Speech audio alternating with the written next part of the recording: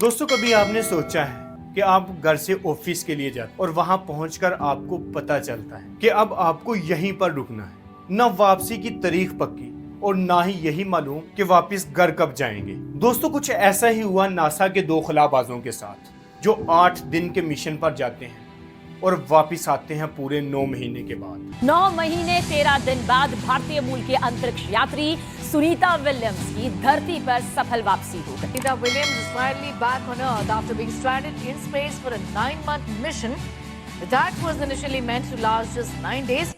دوستو یہ 5 جون 2024 کا دن تھا کہ ناسا کے 2 خلاباز سنیتا ولیمز اور Butch Wilmore Boeing Starliner spacecraft کے ذریعے بین الاقوامی خلائی اسٹیشن پر جاتے ہیں۔ دوستو یہ ایک تجرباتی مشن تھا جس کا مقصد بوئنگ سٹار لائنز کو خلائی سفر کے لیے ایک قابل اعتماد آپشن بنانا تھا، لیکن واپسی میں تکنیکی مسائل آ گئے اور یوں یہ دونوں خلاباز وہاں پر 9 مہینے تقریباً 286 دن کے لیے ان کو وہیں پر رکنا پڑ گیا۔ تو دوستو یہاں پر آپ یہ سوچ رہے ہوں گے کہ اتنے مہینے انہوں نے خلا میں کیا کیا ہوگا۔ دوستو 150 سے زیادہ سائنسی تجربات کیے جاتے ہیں ان 2 خلابازوں کی طرف سے۔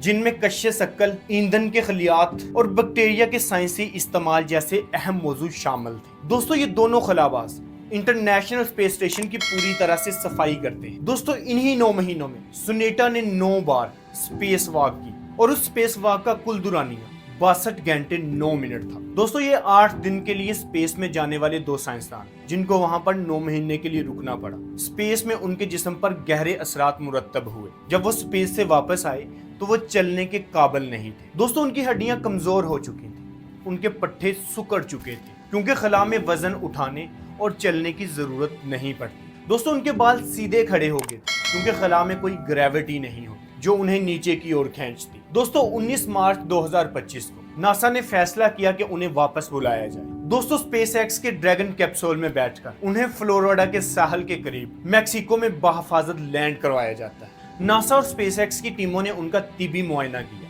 جس کے بعد انہوں نے بتایا کہ یہ اب چلنے کے قابل نہیں رہے، ان کو دوبارہ سے چلنے کی پریکٹس کروانی پڑے گی۔ دوستو یہ مشن صرف ایک تجربہ نہیں تھا بلکہ اس نے مستقبل میں خلا میں مریخ جیسے طویل خلائی مشنز کے لیے قیمتی معلومات فراہم کی۔ تو دوستو اب یہاں پر سوال یہ ہے کہ کیا ہم ایک دن مریخ پر جا سکیں گے اور کیا وہاں جانے کے بعد واپس آنے کا کوئی پتہ ہوگا یا انہی خلابازوں کی طرح ہمیں بھی وہاں 9 مہینوں کے لیے رکنا پڑے گا؟ اپنی رائے کمنٹ سیکشن میں لازمی دیں اور اگر آپ کو آج کی میری یہ ویڈیو پسند آئی تو اس کو لائک کریں، اس کو شیئر کریں اور میرے چینل کو سبسکرائب کریں تاکہ اس طرح کی انفارمیٹیو ویڈیو آپ تک بآسانی پہنچتے رہیں۔